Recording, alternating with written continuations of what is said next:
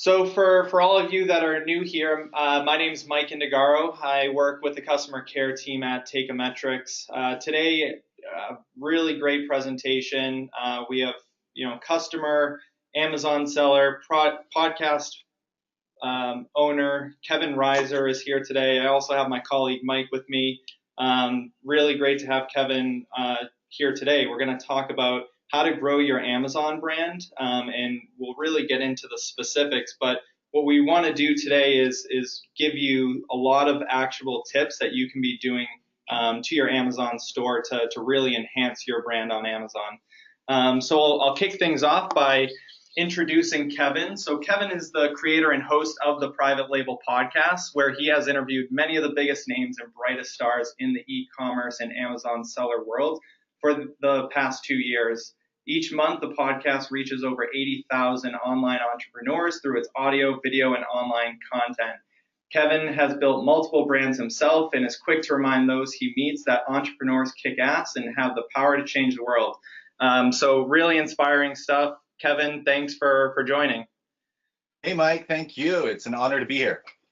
Perfect. So today, like I said, my name's Mike Indigaro. I'm joined here with Mike Byrne.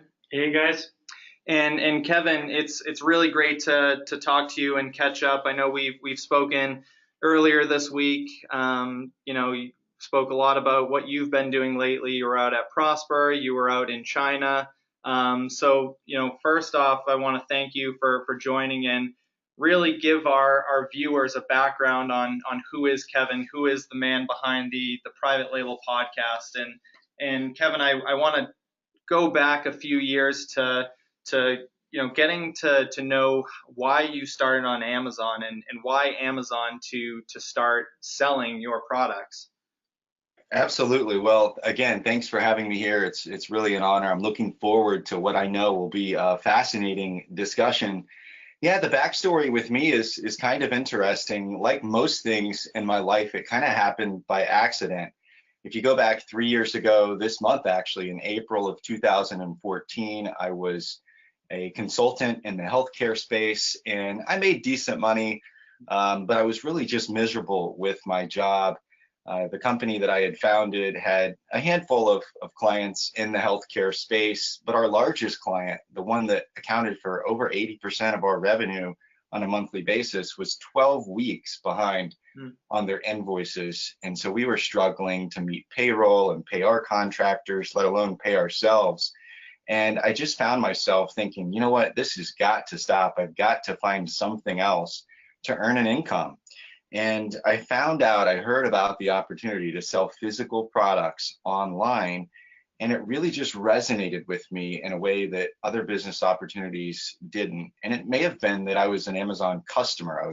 I've always been a Prime member since the day they launched it. I've moved around various places in the country over the years and loved the fact that I could, with the click of a mouse, have something sent to my niece or my nephew for their birthday. And it really just resonated with me, this idea of selling physical products online. So I took a few courses, I read a few books, I just started soaking up as much knowledge as I could and networking with other people that were doing the same thing. But I have to be honest, I really thought it would be a hobby or something that might bring in some supplemental income. I never expected that it would take off like it did. Wow, it's amazing. And why Amazon of all marketplaces? I know 2 years ago, of course, there's the same marketplaces that are around today, minus, Jet.com was just starting, but eBay, Walmart, why Amazon? Well, quite simply, because there's never been an easier way to launch a physical products brand. And that still, by the way, I believe is true today, even with the increased competition, even with the ever-changing rules that Amazon likes to throw at us. There's just never been a better opportunity to launch a physical products brand. And it's primarily for two reasons, I think. Number one is the amount of traffic and customers that exist on Amazon. I mean, if you think about it, they bring the customers right to your products. And it's just, even with the gains that, for example, Walmart is making, there's just no comparison among other platforms. And number two, Amazon does most of the heavy lifting for us. Think about it this way. If you go back 20 years and you wanted to start a physical products brand and sell products either offline or in the early days of e-commerce, think about all the things you would have to do. You'd have to not only find the product and find a manufacturer and do all the images and the copy and that type of thing. You'd have to build a website. Sure. You'd have to hire salespeople. You'd have to have a warehouse to fulfill these things. Right. You'd have to have a lot of capital because most of the other places that would buy your products and resell them are going to require terms. It was a huge, huge undertaking. You're talking about hundreds of thousands or even millions of dollars to bring a product to market just 15 or 20 years ago. Now, anyone with a laptop and a little bit of luck and a little bit of work ethic and a few $1,000s can bring a product to market. It's just remarkable.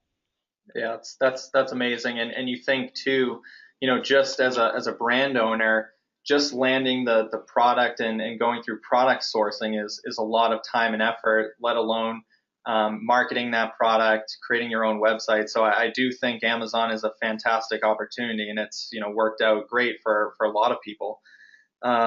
Kevin, what would you say was the most significant challenge when starting on Amazon, or even just starting your brand? Was it more so finding that niche product that you wanted to sell, or was it really trying to understand the marketplace that you were selling on? I think the number one challenge, or the number one kind of key thing, is still the same as it was 3 years ago, but it's even more important now. 3, 4, 5 years ago, those were the glory days or the gold rush days of selling on Amazon. And you could pretty much throw anything up there and make money. Sure. And I kind of got in on the tail end of that. It is definitely not that way anymore. With increased competition, product selection is by far, I think, the most important aspect if you're just getting started. It really is what makes or breaks a business. If you have a bad product, or if you don't have the right margins, it doesn't matter how good you are at marketing. It doesn't matter how optimized your listing is. If you're selling a silicone spatula along with 8,000 other people, it's going to be a tough road to hoe. If you find something that's less competitive, that has healthy margins, you're going to have a lot easier time of it. Sure. Yeah. And looking back too, anything you would have done differently? Oh, tons. Oh yeah, but that's what entrepreneurship is all about, right? We make mistakes, we get out there. A few things that just really stick out. Number one, I would have focused earlier on setting up the business properly. I talk about this on the Private Label podcast, and hopefully our listeners can learn from some of my mistakes. When I first started out, I didn't register a separate business entity. And that meant that the first 6 months or so of sales were under my personal social security number. That resulted in a big tax bill at the end of that first selling year. Wow. I didn't even have a business bank account when I started. I just used my personal account, which not only is a nightmare from an accounting perspective, but from a liability standpoint, can also put you at risk. So I think just focusing, even if you think this will just be a side job or a supplemental income, prepare for the success that you may experience, and hopefully that you will experience. It's always possible to go back and clean up a mess later on, but it is so much easier if you just do things the right way from day one. Right, and take your story for example too. I mean, I don't know if it started as a part-time thing for you, but to be clear with the audience, Kevin does manage his own private label brands, plus now he does the podcast. And Kevin, I'm always curious to know the why and why people have gone off and done other things, but why the podcast, and why is that so important to you now, 2 years later after starting your Amazon store? Yeah, great question. So like the brands, it was kind of by accident as well. It's really pretty simple. When I was first starting out, Mike, I had a fair degree of confidence, but I think like all of us, there was also that doubt, that lingering skepticism. You hear about other people being successful, you hear about other people kind of making it, and it's inspiring, but there's also that questioning in your mind of maybe that's just a fluke, or maybe they have something that I don't have, or some special skill set that I would need in order to be successful too. I really don't know if I can make it. And the way that I overcame that was by listening to stories of people that had made it, that had, and not just the good stuff, right? But the struggles they had had, the mistakes they made. And that was really encouraging and inspiring to me. So about a year after starting my first brand, I thought, you know what? If it's inspiring to me and helpful to me, I bet it would be helpful to other people as well. I have access now to some of the best sellers out there. Why don't I just start having conversations with them Sure. and recording it? And in the early days, we really never expected that the podcast would kind of grow to what it has become today. I remember the first day that we got 100 downloads in a single day, and I thought, wow, this is really cool. People are actually listening to this, and I would really enjoy getting messages from people and connecting with them. And it's just kind of grown and taken on a life of its own. This month we'll celebrate our 1 millionth download, Wow. and it's been, oh, thank you. It's been exciting, and it has grown, and it's still every bit as inspiring to me today to listen to and interview people that have made it, and to hear their journey, and to try and extract some value that our audience will find useful, because I find it useful as well. Yeah, sure. Yeah, really amazing what you're doing. Yeah, and I mean, as somebody who's listened to the podcast quite a bit, I think it's really neat the diversity, the different kinds of brands that you're bringing on. What would you say is the value of building your own brand? It's a great question, Mike. And I think that there's a lot of value that comes from this. And this is kind of interesting. We did a survey a few months back, and we asked people whether they thought they were building a brand or building a business. And I'll be honest with you, I was a little bit disappointed in the results. The majority of people said they thought they were building a business. I really expected that they would say a brand. But there's no right or wrong way, right? I think that building a brand, the way I look at it is the differentiator between building a business or just a cash flow opportunity versus a brand, has to do with your vision, your view of how long-term what you're doing is. So we have a brand that we're building for the long term. We launch products that are complementary to one another, that can easily be cross-promoted to the same audience. We really focus on things like engaging with our customers and cultivating kind of a following. We are very intentional about our marketing and the way that we connect with customers and the types of products we launch. And that does a few things. It increases the customer loyalty. It gives us the ability to expand vertically with complementary products and to different sales channels. It also gives us the ability to charge a premium price on a lot of our products, whereas if it was just a one-off product, just a, hey, us too, we have one of these too, it would be a little bit more difficult to do that. But probably the biggest reason, probably the biggest case I could make to building a brand as opposed to just selling a product, is that it drastically not only increases the value of the business at exit, meaning when you're ready to hang up your hat and do something different. And let's be honest, all of us are going to reach that point at some point in the road. If you think that you're going to run this business forever, well, you haven't done a lot of study on human nature, and the fact that all of us eventually aren't going to be here any longer. There's lots of reasons people exit. They grow tired of something.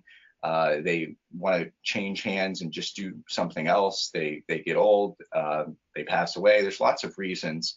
But at some point, your business is no longer going to be yours. You're no longer going to run it. And if you just have a cash flow business, that is, you're selling products online for the pure cash flow opportunity that they present, it's really difficult to exit a business. And it's certainly not as valuable at exit as if you are building a brand intentionally. At that point, someone or a larger company can buy that business from you. And that's probably the biggest case I can make. There's nothing wrong, however, with the cash flow opportunity. I think sometimes people get confused and they think that it's either one or the other, or that one is the best way and the other is not as good of a way. There's nothing wrong with having a cash flow business, but you just need to understand that that's really a job. What you have in that case is that you own a job, you have a channel that you sell on, and you're able to earn a nice living, but that long term, it's not nearly as sustainable. Right. And kind of along those lines, you've just discussed, building a business versus building a brand. something that we hear a lot in the Amazon seller community is, would you consider most private label sellers to be brands? We always hear the personas, private label sellers being used differently than brand owners. What really is the difference in your eyes? Yeah, I think it is about that long-term vision. So ask yourself this question: who is a big brand that sells similar products to what you sell? If you're in the supplement space, could GNC come along and buy you? Would they be able to buy your whole business and roll it into their line of products? If you're in the beauty space with L'Oreal, or I don't know, I'm not big into the beauty space. I'm trying to think of another Well, big neither brand am I. name, but would they be able to come along with Neutrogena, okay, be able to come along and buy your brand?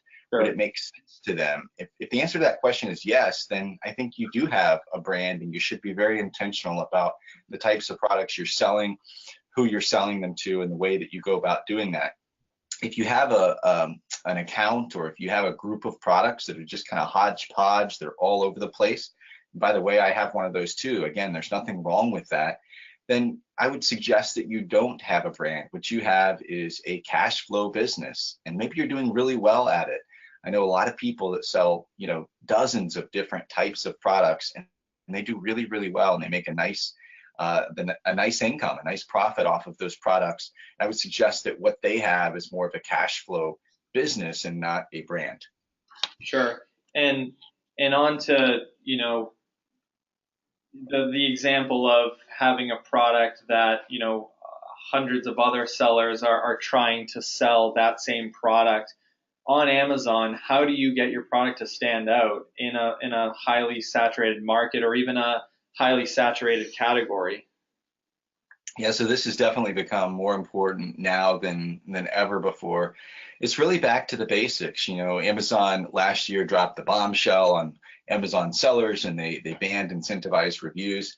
I actually think that was a positive move, and one that has done quite a lot to level the playing field. But it's really back to the basics. We're talking about high quality images that really show not only your product, but the proper use of your product. And we're talking about using advertising like sponsored products. And I know we'll talk more about that, but we're very aggressive with sponsored products right out of the gate these days with new launches. And then having effective SEO and enhanced brand content features. A lot of sellers aren't aware that just a month or two ago, Amazon opened up some new enhanced brand content options for most sellers. And right now, while they're kind of beta testing this, they're free. That gives you the ability to do things like put videos on your listing, or have A+ detail pages as far as your product descriptions. You can do things like lightning deals now that were previously reserved only for a select group of sellers. So make use of everything that Amazon gives you.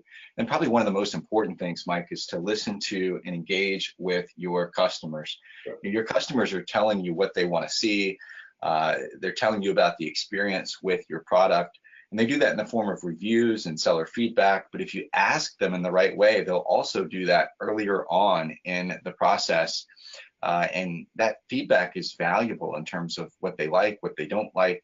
And it can help you to refine your product, but also to refine your listing and your marketing, and focus on the things that people are telling you they really like, and address the issues or the questions they may have as part of their concerns. Sure. And another program I'm thinking of too, you mentioned lightning deals, the enhanced brand content, but as a brand owner, I'm concerned in getting repeat customers. I'm concerned of, making my audience loyal to my brand. And I think about my own purchasing right now. I'm obsessed with the company Swell that makes water bottles. And you go back to things like premium pricing. I'm willing to pay, a lot more for that Right. product because it's something that I trust. And you can do that on Amazon. And the subscribe and save program is a good way to do that, to entice your customers to sign up by giving them that 10 to 15% discount. But it's just going to enable you to get repeat customers and really build that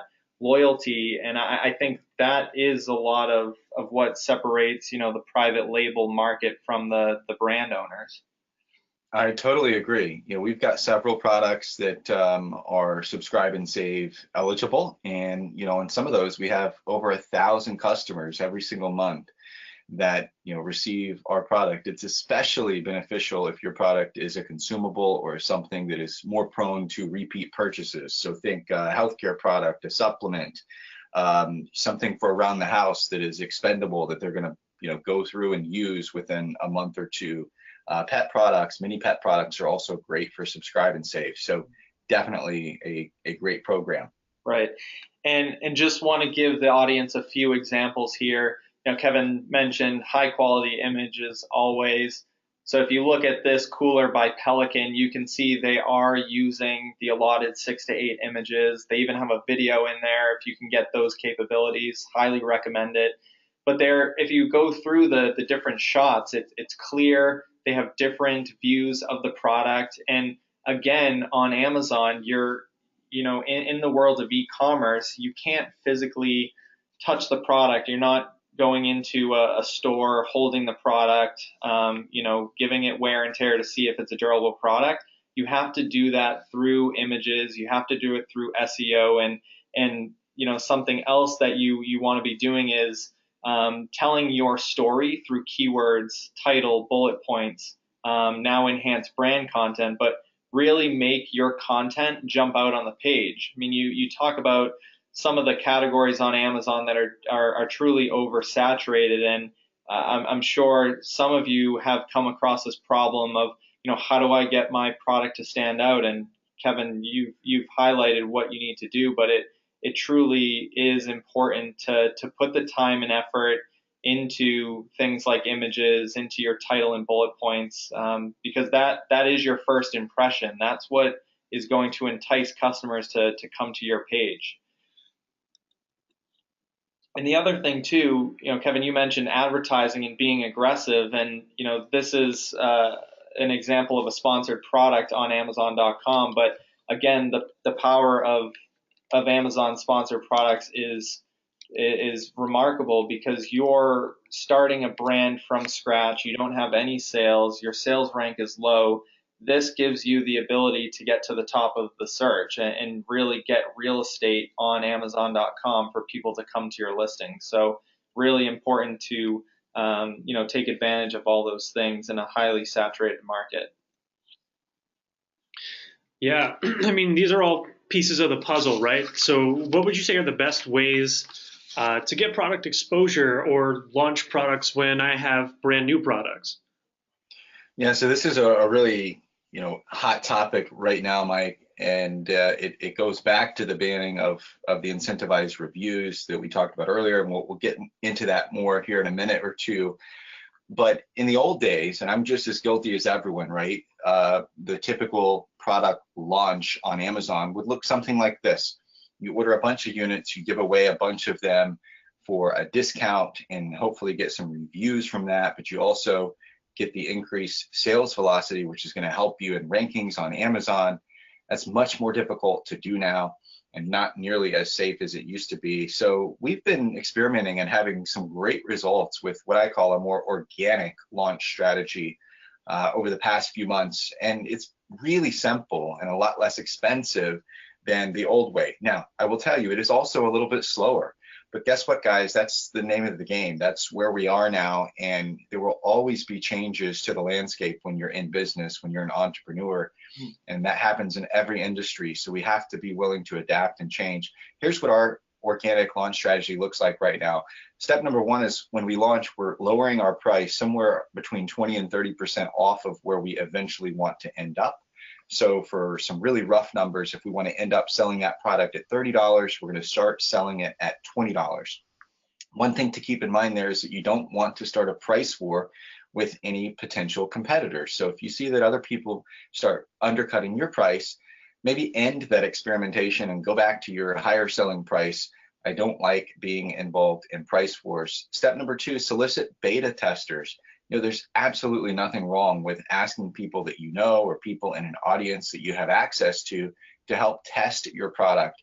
And we found that the word beta testers works a lot better. People respond to that as opposed to kind of some of the old sayings like VIP or review clubs or things like that. Everyone loves to feel like they're included in something that is special, that no one else has access to. And they also like to think that their feedback, their opinions matter and might help to shape what that product eventually becomes. So the word beta testers works really well. And then we talked about being aggressive with sponsored products. Used to, in the old days, I would recommend waiting until you had 10 or 15 reviews to turn on sponsored products. These days, we're turning them on right out of the gate as soon as we have inventory into FBA. And we're pretty aggressive with that. I think a lot of sellers make the mistake of thinking that sponsored products have to be profitable in the early stages, and they look at them as just a marketing tool. We look at them as a research opportunity, because when you start an automatic campaign with sponsored products, what you're really doing is you're paying Amazon for data. You're paying them to test hundreds of different potential keyword configurations to see what's going to work for your product. And then you can then, after a certain period of time, take that data and refine it and be more proactive in your advertising. But the ability to pay a small price and have a brand new product show up on page 1 or page 2 of search results on a platform like Amazon is really an amazing opportunity. Think about it this way: if you launched a grocery brand and you wanted to get your product on the prime location in the local grocery store, you'd have to pay a fortune. Some of those placement fees are absolutely ridiculous. So the opportunity to have prime placement, even on competitive keywords on a platform like Amazon, is really priceless in the ability to launch a product and get sales velocity and get reviews and get exposure. So even if you're advertising at a loss for a short period of time, look at that as an investment and not as an expense. And then finally, we touched on this a minute ago, listening to customer feedback. You know, I don't go in and look at all of the reviews that we get for all of our products now, but you can be assured that when we have a new product that is in that launch phase, I'm paying close attention to those first 100 reviews or so that come in, because I want to see, what do people like? What do they have questions about? What do they not like? What changes might we need to make in order to make that product more successful for the long term? And that's a really good point too about making changes, because you know the 1-star reviews are going to be just as important, not only for just gathering feedback about what went wrong with the product or what might have gone wrong with the purchase itself, but a lot of times, and I've done this myself as an Amazon seller, a customer can amend their or revise their review, right? And so if you've got a 1-star review and you or one of your employees jumps on it and rectifies whatever issue happened, that person might now change their review so that the bottom half of it is this big, the word edit, right, in all caps. And it within 24 hours, I was reached out to by, Kevin Rizer, and now I have a brand new unit that works great. Right. And that's almost, having that show up as your top critical review is almost as good as having, a whole bunch of 5-star reviews showing up as your positive reviews. Yeah, I agree. I mean, customer service is really important, and it's a great way. And by the way, it's free. I mean, do you know the cost of providing great customer service versus really crappy customer service? There's no cost difference, okay? It's all about time and energy and investment, and just making the decision that you're going to have great customer service, and it really does set you apart.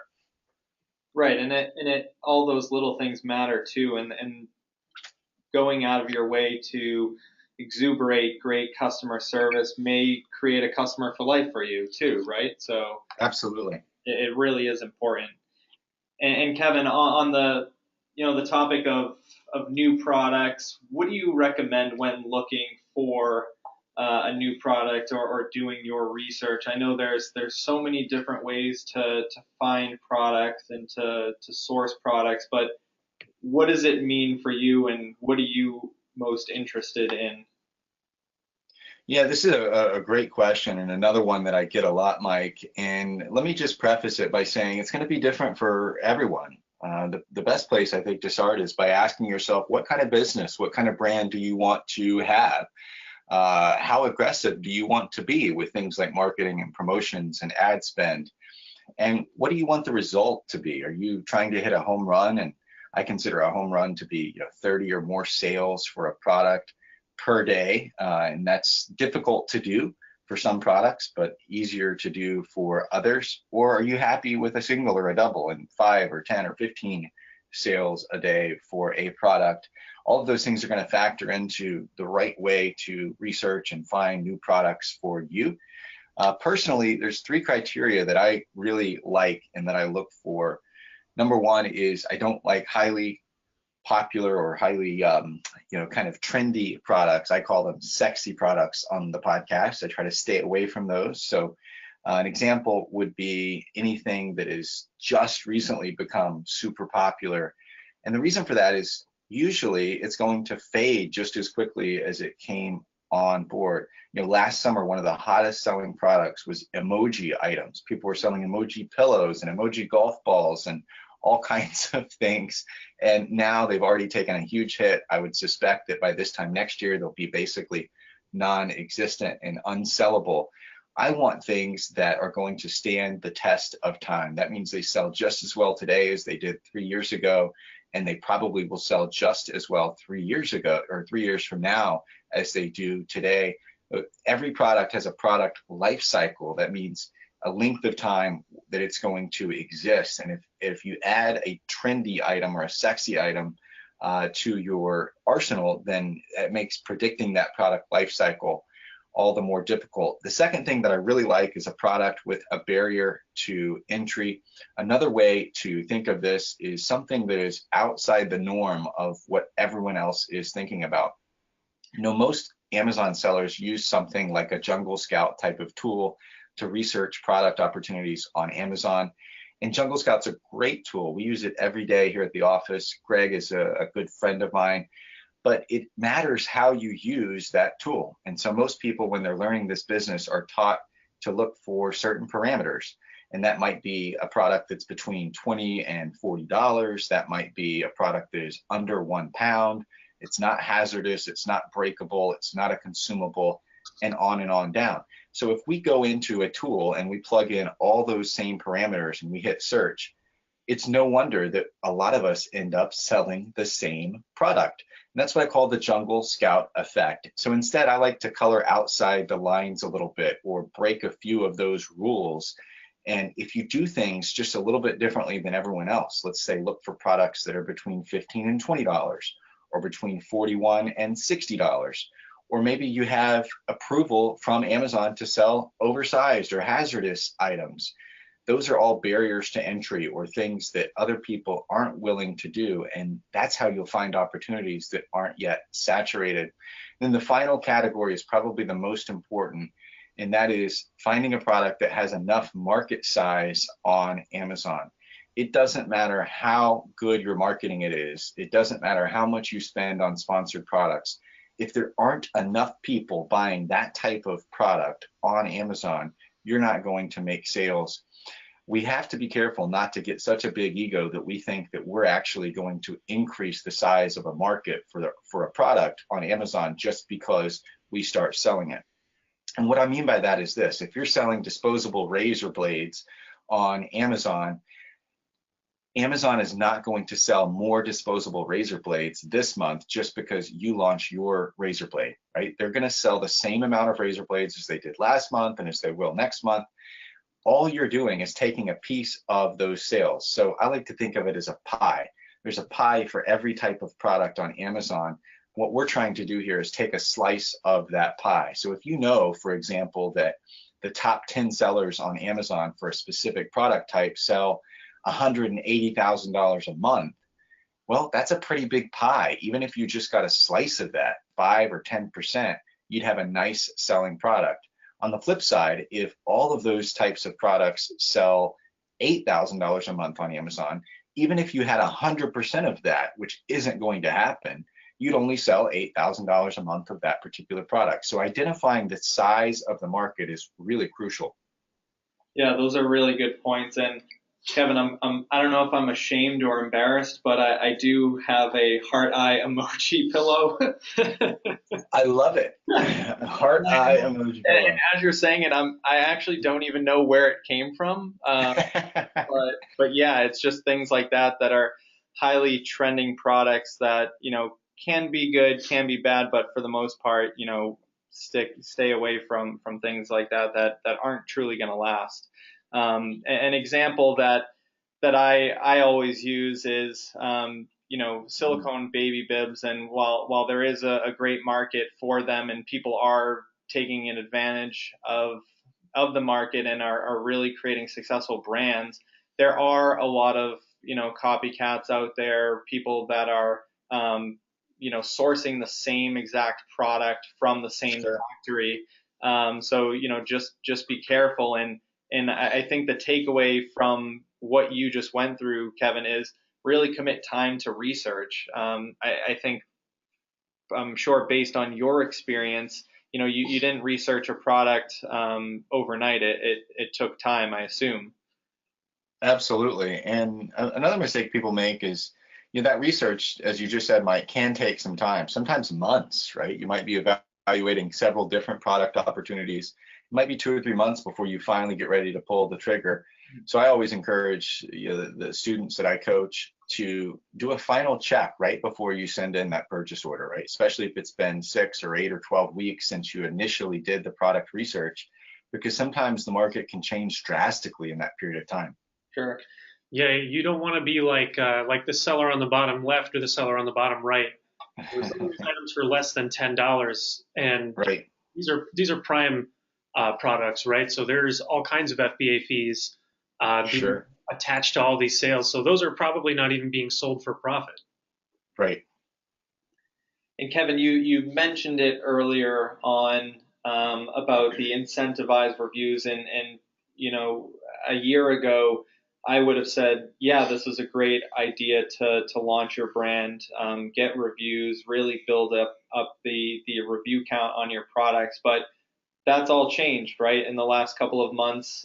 So how do you get customers to review your product? What are your thoughts on this? And I know, there are some myths that we should debunk on, what the Amazon policy actually is.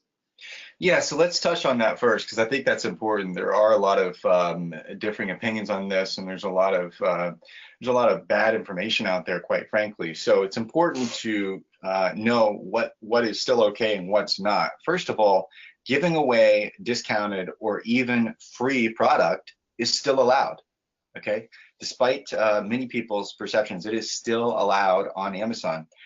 Asking for reviews or having buyers leave you reviews on Amazon is also still allowed.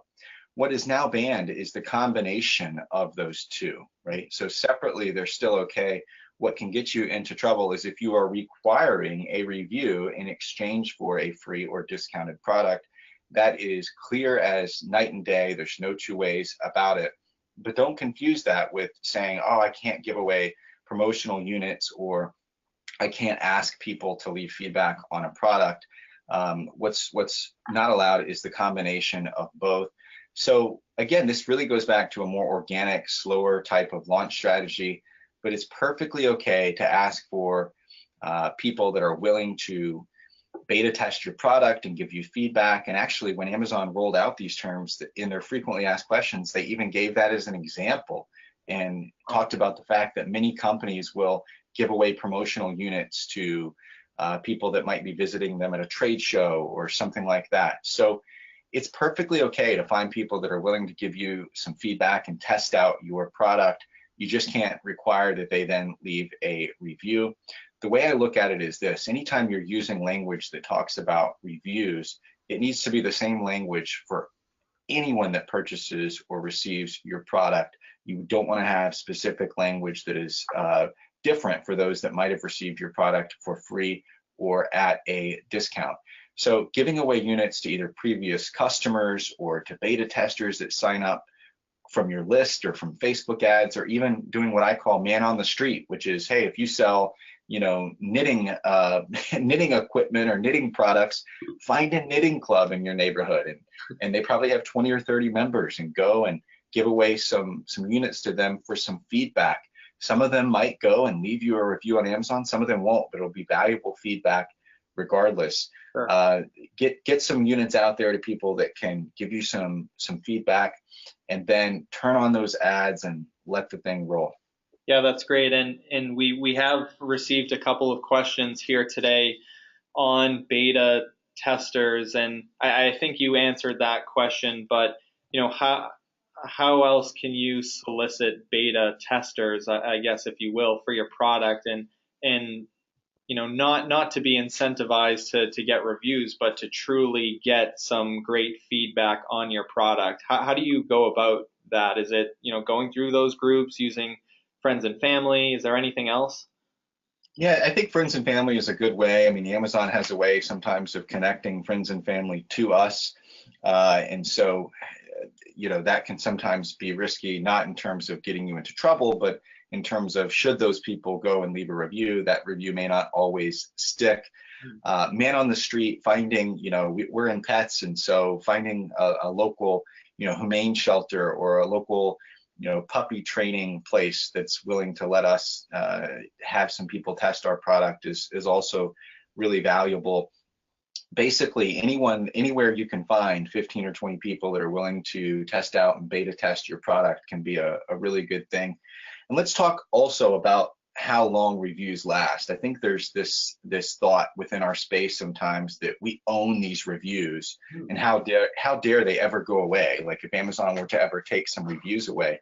Think about it this way: if you had a brick and mortar retail store and someone came in, they bought a product, they had a great experience, they might go and then tell 2 or 3 people over the next few days about the great experience they had with your product or service. And that would be kind of the equivalent to the way that we look at Amazon reviews. What they would not do is every day for the rest of their life go and tell 5 people about the positive experience they had. Right. And that's kind of right. That would be completely insane. But that is what we expect sometimes of our Amazon reviews. We expect that they be there forever and ever, amen.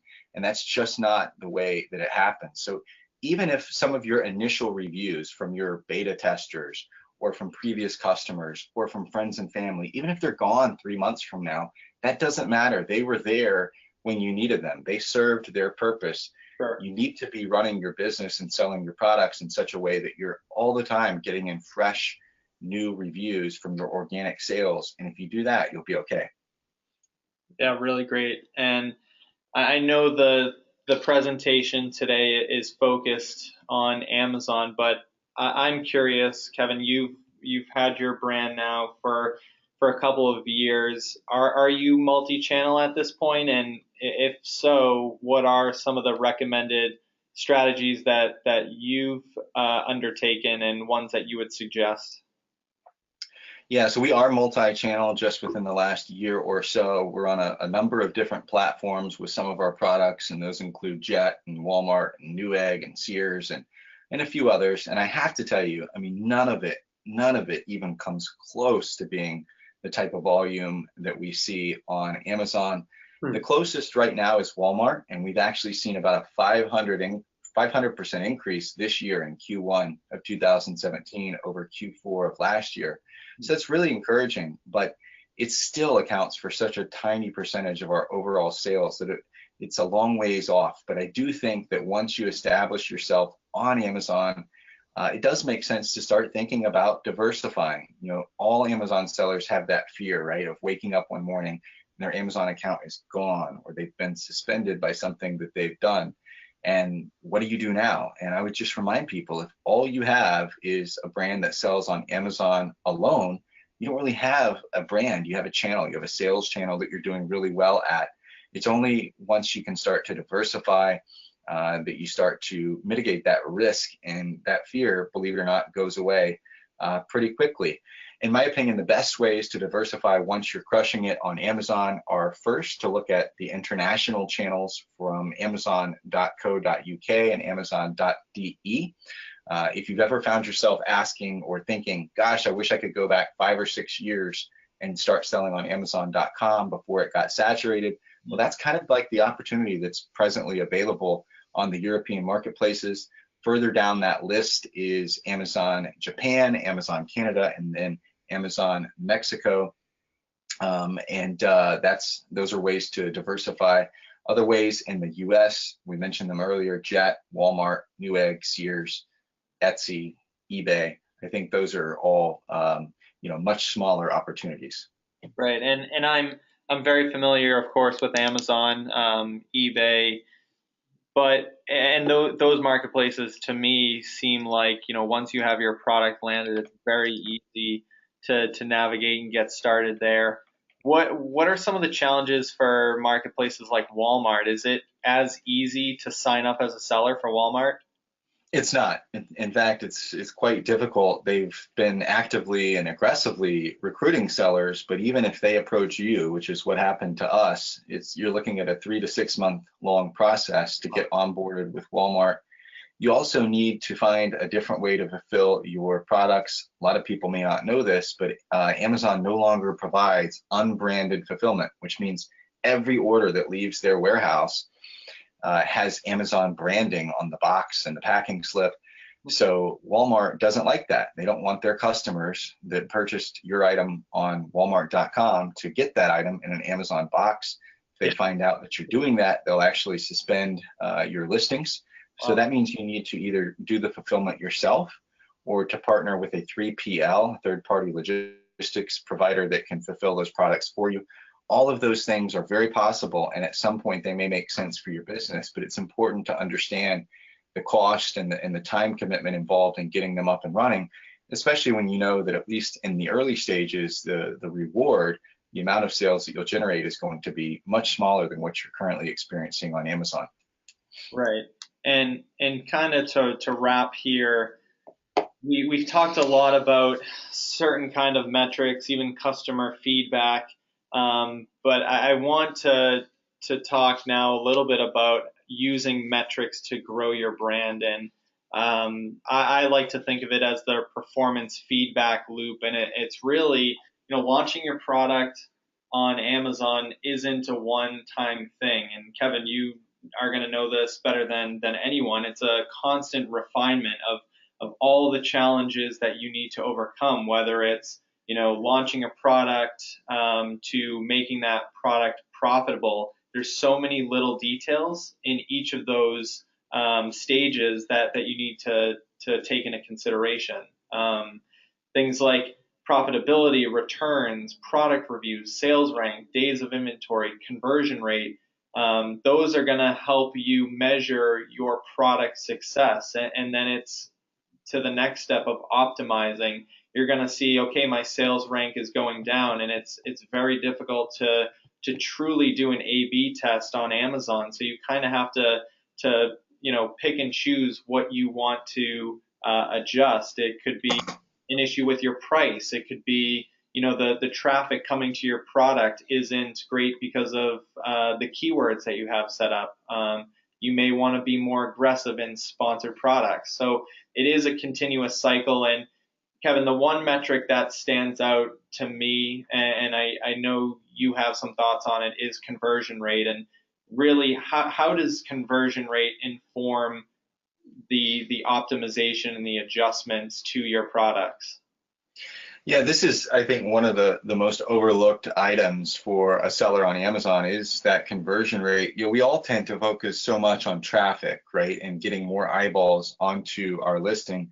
And that's great, but it's only half the equation. A big part of it as well is, what are you doing with the traffic and the eyeballs that are already on your listing? A good conversion rate on Amazon, most experts will tell you, is around 15%, although that's very product specific or category specific.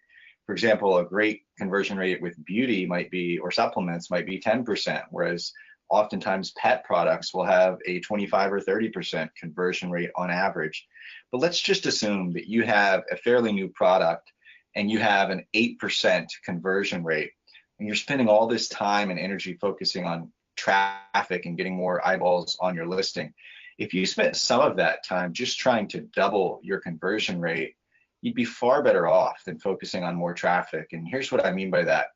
Most people think that if you doubled that conversion rate from 8 to 16%, that your sales would They would double, right?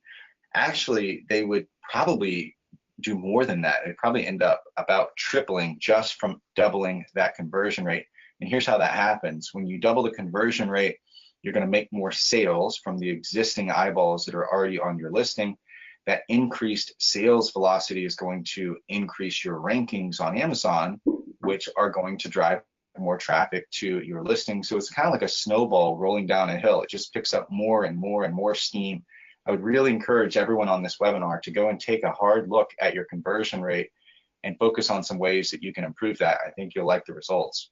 Yeah, that's a really good point. And what I want to ask last of you, Kevin, is social media. How important is social media, and how do I take advantage of it if I'm an Amazon seller? I know there's Amazon sponsored products, but once you're inside Amazon, your options are pretty limited. How can you funnel traffic outside of Amazon.com to your listings? So I'll give you two answers. One, if you're just starting out, and one if you're more established. If you're just starting out, don't get distracted by social media. Do a couple of simple things. Set up a Facebook page and start posting some relevant content there. And if you have a website, put a Facebook pixel on that site so that when you're ready, you'll have a nice custom audience that you can retarget with ads. So people search social media now like YouTube or Facebook just like they do Google. That means that a customer that's looking at your product on Amazon might click over to the next tab, right, and search for it on Facebook just to see if you have a presence there. And if you do, you're much better off because they see you as a valid, legitimate company with a real product. If you don't, they might go on to the next product. But don't get distracted by really advanced strategies where you're just starting out. I think you could totally crush it with your products on Amazon without doing a lot of social media, other than just having a page and posting some relevant content, starting to build that audience. If you're more advanced and you feel like you're ready to take that next step, you can use Facebook ads to really hone in on your target market. Never before has it been as easy to target a specific group of people. If you want to find moms that are between 36 and 46 that like yoga and graduated from a specific high school and live in a specific zip code in Northern California, you can do that all with Facebook. It's amazing. The key with Facebook, though, is that targeting, and that's a science and an art. It takes some time to really master. You can also do things like create funnels. I love using things like ClickFunnels to create landing pages specific for products and offering content to get people on our list. We can then market our products to that list.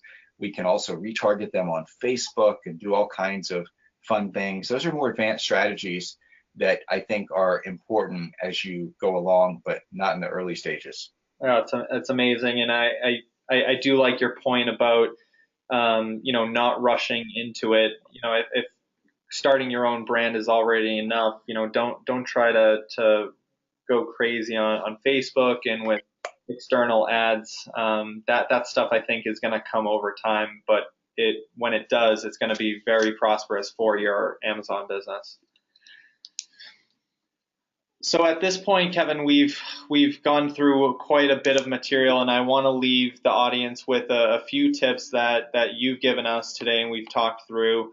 The first one is committing time and effort to SEO and product detail pages with a focus on title and images. So if you remember from earlier on, we went through the cooler listing, making sure that there is a strong focus on product images, but also make sure your title bullet points stand out. That is your first impression. The second is going to be test pricing. So Kevin, one of your strategies for launching new products is reducing your price initially and sometimes breaking even just to get some traffic to your products. The third one is going to be focus on conversion rate and not just traffic. Make the most of the traffic you already have. And Kevin, you brought up a really good point to focus more on conversion because it is overlooked, and sometimes doubling your conversion rate means 3x, maybe 4x in revenue. Right. Next we want to talk about, utilizing Amazon sponsored products. Don't just set it and forget it when it comes to sponsored product ads. We need to be aggressive, like Kevin was saying. launching a new product and just putting a whole bunch of money into it, pay Amazon to give you all that data that you need to build really good manual campaigns. We also want to use enhanced brand content so we can tell our story, make the customer feel like they're in a store, picking up our cooler, feeling how heavy it is, looking inside of it. And what Kevin was just talking about a minute ago was building a following, right? We're retargeting those who visit our website, our Facebook page, and we're creating custom audiences through social media.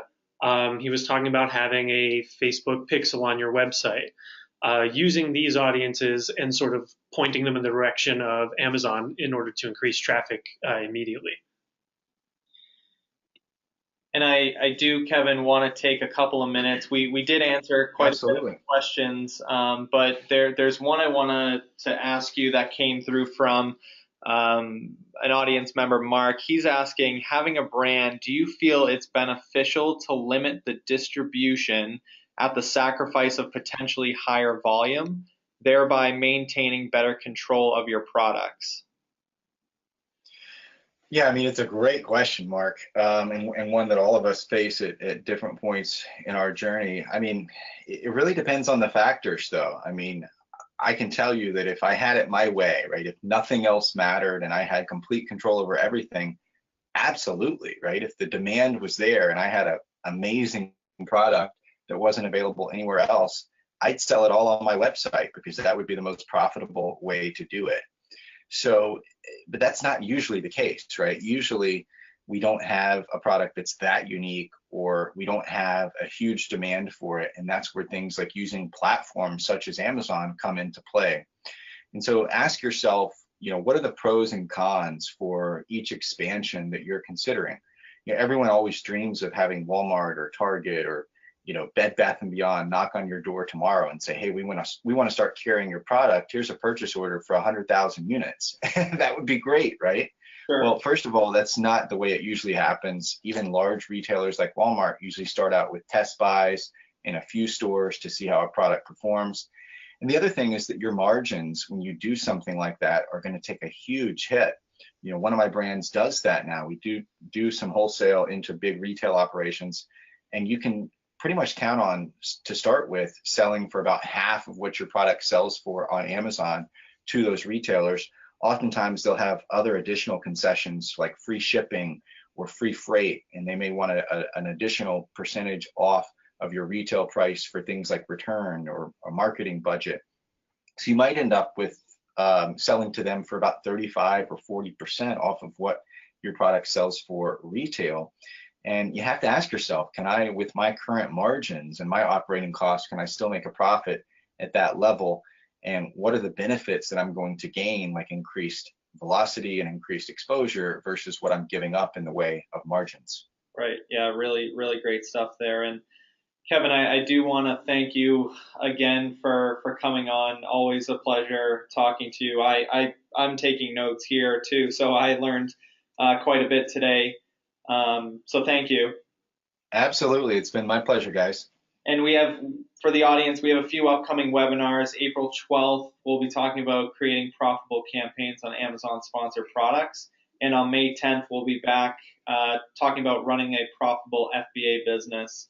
And for the audience, Kevin, your podcast is available. You are on Twitter. Can you just share the link there of where your podcast can be found? Absolutely. So privatelabelpodcast.com is where all the fun stuff happens. We're also on iTunes and Stitcher, as well as Google Play for the podcast. And as you mentioned, you can find us on Twitter and just about everywhere else, Facebook as well. So reach out anytime. I'd love to connect with any of you. And again, Mike, thanks so much for having me on. Yeah, thank you, Kevin. We had a blast. Thanks a lot, Kevin. Take care, everyone. Have a good rest of your week.